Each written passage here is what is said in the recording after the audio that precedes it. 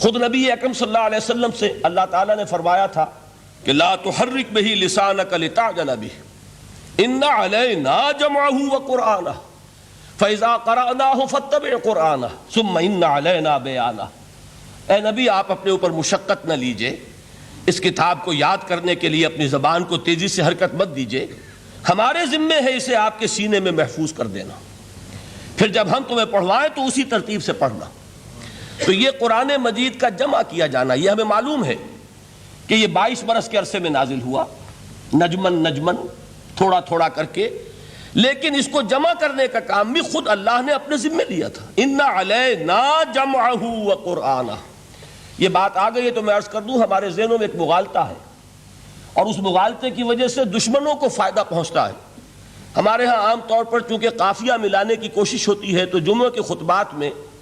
حضرت عثمان رضی اللہ تعالیٰ عنہ کے نام کے ساتھ کہہ دیا جاتا ہے جامع آیات القرآن۔ اب اس سے کہنے کا موقع ملے گا کسی کو کہ حضرت عثمان نے آیات قرآنی کو جمع کیا، یہ بہت بڑا مغالطہ ہے۔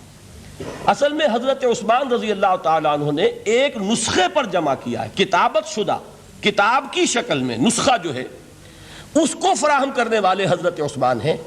ورنہ جمع تو اللہ نے کیا محمد کے سینے میں صلی اللہ علیہ وسلم۔ جمع قرآن کا معاملہ اللہ نے اپنے ذمے لیا، یہ خود حضور کے ذمے نہیں چھوڑا، نہ صحابہ کے ذمے چھوڑا،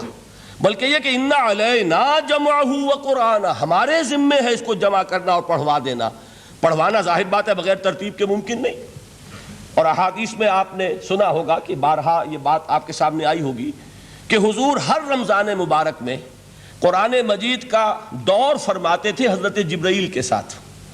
اور آخری رمضان مبارک جو تھا آپ کی حیات دنیاوی کا، اس میں 2 مرتبہ پورے قرآن کا دور کیا ہے آپ نے حضرت جبرائیل کے ساتھ۔ اب ظاہر بات ہے جب قرآن کا دور ہوا ہے تو کیا وہ غیر مرتب تھا؟ وہ جمع ہو چکا تھا، مرتب ہو چکا تھا۔ البتہ حضور کے سینے میں سب سے پہلے جمع کیا گیا، اور قرآن اولاً جو جمع ہوا ہے وہ صحابہ کے بھی سینوں میں جمع ہوا ہے۔ وہ کتابت کی شکل میں ایک کتاب کی صورت میں موجود نہیں تھا حضور کے انتقال کے وقت، بلکہ جمع تھا صحابہ کے سینوں میں،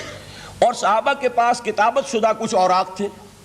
کسی کے پاس اونٹ کی یہ شانے کی ہڈی جو ہوتی ہے بہت بڑی اور چوڑی ہوتی ہے چپٹی، اس پر لکھی ہوئی صورتیں ہیں، کسی کے پاس جھلیوں پر لکھی ہوئی، کاغذ بہت نایاب تھا، لیکن یہ کہ کتابت کی شکل میں پھر اس کو جمع کروایا حضرت ابوبکر صدیق نے رضی اللہ تعالی عنہ، اس لیے کہ جنگ یمامہ میں بہت سے حفاظ شہید ہو گئے، تو تشویش پیدا ہوئی کہ اگر حفاظ شہید ہو گئے تو قرآن مجید کی حفاظت کیسے ہوگی؟ تب حضرت ابوبکر نے صحابہ کے مشورے سے وہ بورڈ مقرر کیا، اور ان میں جو حضور کے زمانے میں کتابت وحی کی ذمہ داری ادا فرماتے تھے انہی کو اس میں جمع کیا، اور انہوں نے پھر اس کو کتابی شکل میں جمع کر دیا۔ تو کتابی شکل میں بھی جمع کیا جانا یہ بھی حضرت ابوبکر کے زمانے میں ہو چکا ہے۔ البتہ حضور نے ایک رعایت دی تھی، چونکہ آپ کو معلوم ہے آپ اس علاقے میں رہتے ہیں کہ عربی زبان جیسے کہ ہر زبان کا معاملہ ہے کہ ہر بڑی زبان میں پھر نیچے بولیاں ہوتی ہیں، کولوکیل۔ وہ جو کولوکیل جو بولیاں ہیں ان میں مختلف طریقے سے لوگ پڑھتے تھے، اس سے پھر یہ اندیشہ ہوا کہ یہ مختلف لہجے اگر رہے تو اس سے بھی پھر قرآن کے بارے میں اختلاف ہو جائے گا۔ تو حضرت عثمان رضی اللہ تعالیٰ عنہ نے پھر قرآن مجید کا ایک اوتھینٹک نسخہ تیار کیا کہ اب صرف یہی نسخہ دنیا میں رہے گا، اور باقی سارے نسخے جو ہیں ان کو تلف کر دیا گیا، تاکہ اب وہ لہجے کا کوئی اختلاف جو ہے وہ بھی باقی نہ رہے۔ اور اس کے 4 نسخے تیار کیے گئے، اور وہ نسخے آج بھی دنیا میں موجود ہیں۔ ان میں وہ نسخہ بھی ہے کہ جس پر خود حضرت عثمان رضی اللہ تعالیٰ عنہ کی خون کے دھبے موجود ہیں، کیونکہ وہ شہید کیے گئے ہیں، تو وہ ایک نسخہ جو انہوں نے اپنے پاس رکھا ہوا تھا وہ اس کی تلاوت فرما رہے تھے۔ بہرحال پہلی بات یہ ہے جو بالکل تاریخی حقیقت ہے کہ جن کتابوں کو بھی آسمانی ہونے کا دعویٰ ہے ان میں واحد کتاب ہے قرآن مجید، جس کا متن محفوظ ہے۔ دنیا میں کوئی اور کتاب ایسی نہیں ہے جو یہ دعویٰ کر کے قرآن کے مقابلے میں آ سکے۔ اور پھر آپ کو معلوم ہے کہ کتنے بڑے پیمانے پر پوری امت میں اس حفاظت قرآن کے عمل میں حفاظ حصہ لے رہے ہیں، لکھوکھا حفاظ موجود ہیں۔ بعض ممالک میں آپ کو 8-8 10-10 برس کے بچے جو ہیں وہ حافظ مل جائیں گے۔ کوئی دنیا میں اور کتاب نہیں ہے کہ جس کے حافظ موجود ہوں۔ بڑے بڑے علماء کی تصحیح کر دیتے ہیں 8-8 سال کے بچے کہ یہ آپ غلط پڑھ رہے ہیں۔ اس کے اس طریقے سے ایک ایک شوشہ جو ہے وہ محفوظ کر لیا گیا ہے۔